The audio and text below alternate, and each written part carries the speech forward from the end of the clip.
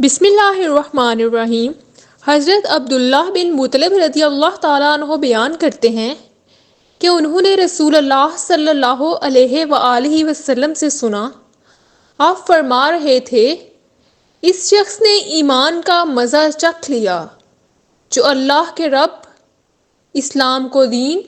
اور محمد صلی اللہ علیہ وآلہ وسلم کے رسول ہونے پر دل سے راضی ہو گیا۔ خالد بن حارث نے کہا، ہم سے شعبہ نے حدیث بیان کی، انہوں نے کہا، ہمیں عبید اللہ بن ابی بکرہ نے حضرت انس رضی اللہ تعالیٰ عنہ سے، اور انہوں نے نبی کریم صلی اللہ علیہ وآلہ وسلم سے کبیرہ گناہوں کے بارے میں خبر دی۔ آپ صلی اللہ علیہ وآلہ وسلم نے فرمایا، اللہ کے ساتھ شریک کرنا، والدین کی نافرمانی کرنا، کسی جان کو ناحق قتل کرنا اور جھوٹ بولنا۔ سہیل بن ابی صالح نے اپنے والد ابو صالح سے اور انہوں نے حضرت ابو ہریرہ رضی اللہ تعالیٰ عنہ سے روایت کی کہ رسول اللہ صلی اللہ علیہ وآلہ وسلم نے فرمایا، جس نے ہمارے خلاف ہتھیار اٹھایا وہ ہم میں سے نہیں، اور جس نے ہمیں دھوکہ دیا وہ ہم میں سے نہیں۔ عبادہ بن ابی لبابہ نے شفیق بن سلمہ سے روایت کی، انہوں نے کہا، میں نے حضرت عبداللہ بن مسعود رضی اللہ تعالیٰ عنہ کو کہتے ہوئے سنا، انہوں نے کہا، میں نے رسول اللہ صلی اللہ علیہ وآلہ وسلم کو فرماتے ہوئے سنا، کسی آدمی کے لیے یہ بہت بری بات ہے کہ وہ کہے میں فلاں فلاں سورت بھول گیا یا فلاں فلاں آیت بھول گیا، بلکہ اسے بھلوا دیا گیا ہے۔ حیثمہ رضی اللہ تعالیٰ عنہ سے روایت ہے، ہم نے حضرت عبداللہ بن عمرو رضی اللہ تعالیٰ عنہ کے پاس بیٹھے ہوئے تھے کہ اچانک ان کا کارندہ ان کے پاس آیا۔ وہ اندر داخل ہوا تو انہوں نے پوچھا، کیا تم نے غلاموں کو ان کا روزینہ دے دیا ہے؟ انہوں نے جواب دیا، نہیں۔ انہوں نے کہا، جاؤ انہیں دو، کیونکہ رسول اللہ صلی اللہ علیہ وآلہ وسلم نے فرمایا، انسان کے لیے اتنا گناہ ہی کافی ہے کہ وہ جن کی خوراک کا مالک ہے انہیں نہ دے۔ ہمیں زہیر نے حدیث بیان کی، کہا، ہمیں ابو زبیر نے حضرت جابر رضی اللہ تعالیٰ عنہ سے حدیث بیان کی، انہوں نے کہا، ہم رسول اللہ صلی اللہ علیہ وآلہ وسلم کے ساتھ حج کا تلبیہ کہتے ہوئے نکلے۔ رسول اللہ صلی اللہ علیہ وآلہ وسلم نے ہمیں حکم دیا کہ ہم اونٹ اور گائے میں شریک ہو جائیں، ہم میں سے 7 آدمی ایک قربانی میں شریک ہوں۔ حضرت ابو ہریرہ رضی اللہ تعالیٰ عنہ سے روایت ہے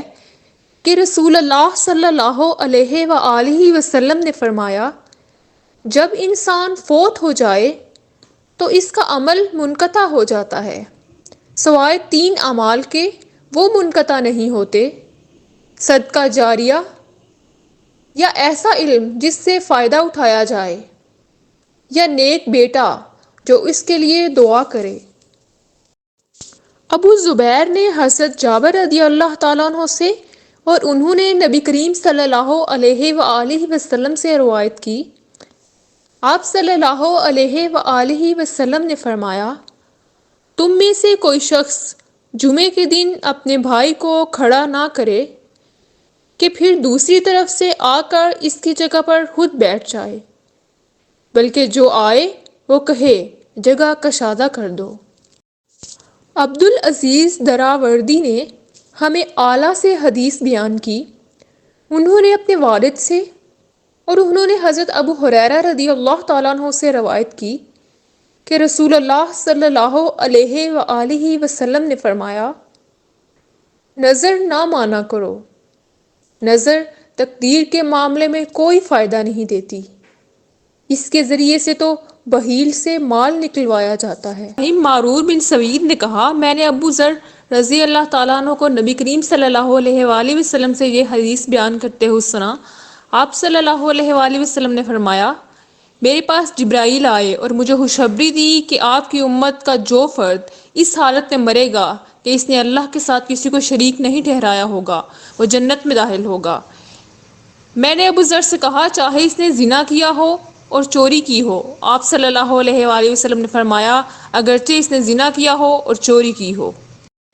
یحییٰ بن حماد نے کہا، ہمیں شعبہ نے ابان بن تغلب سے حدیث سنائی، انہوں نے فصیل بن عمرو فقیمی سے، انہوں نے ابراہیم طاغی سے، انہوں نے علقمہ سے، انہوں نے عبداللہ بن مسعود رضی اللہ تعالیٰ عنہ سے، اور انہوں نے نبی کریم صلی اللہ علیہ وآلہ وسلم سے روایت کی۔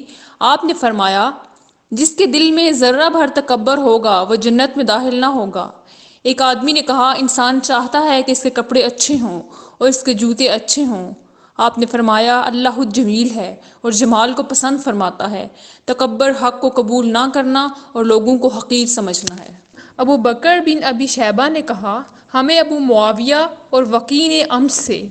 انہوں نے ابو حازم سے، اور انہوں نے حضرت ابو ہریرہ رضی اللہ تعالیٰ عنہ سے حدیث سنائی۔ انہوں نے کہا کہ رسول اللہ صلی اللہ علیہ وآلہ وسلم نے فرمایا، تین قسم کے لوگ ہیں جن سے اللہ قیامت کے دن بات نہیں کرے گا اور نہ ان کو پاک فرمائے گا۔ ابو معاویہ نے کہا، نہ ان کی طرف دیکھے گا اور ان کے لیے دردناک عذاب ہے۔ بوڑھا زانی، جھوٹا حکمران اور تکبر کرنے والا عیال دار محتاج۔ ابو ہریرہ رضی اللہ تعالیٰ عنہ نے نبی کریم صلی اللہ علیہ وآلہ وسلم سے روایت کی، آپ صلی اللہ علیہ وآلہ وسلم نے فرمایا، جب تم میں سے کوئی شخص کھانا کھائے تو اپنی انگلیوں کو چاٹ لے، کیونکہ وہ نہیں جانتا کہ ان میں سے کس میں برکت ہے۔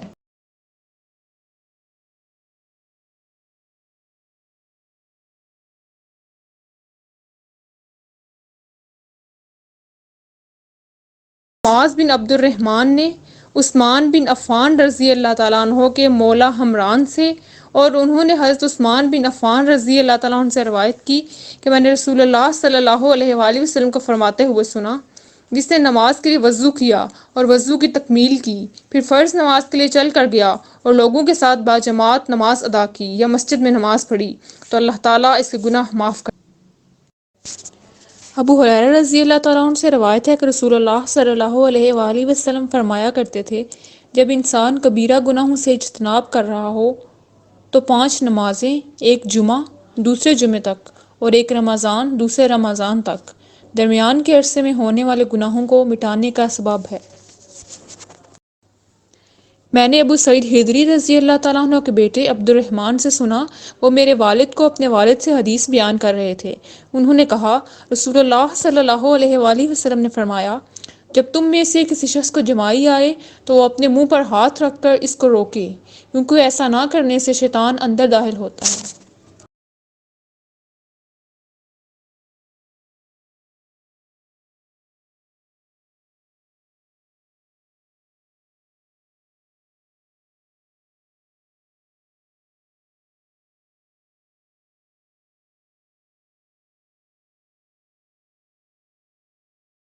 ہم سے محمد بن یعقوب کرمانی نے بیان کیا، کہا ہم سے حسان بن ابراہیم نے بیان کیا، ان سے یونس نے بیان کیا، اور ان سے محمد بن مسلم نے بیان کیا، ان سے حضرت انس بن مالک رضی اللہ تعالیٰ عنہ نے، انہوں نے کہا کہ میں نے سنا کہ رسول اللہ صلی اللہ علیہ وآلہ وسلم فرما رہے تھے کہ جو شخص اپنی روزی میں کشادگی چاہتا ہو، عمر میں درازی چاہتا ہو، تو اسے چاہیے کہ صلہ رحمی کرے۔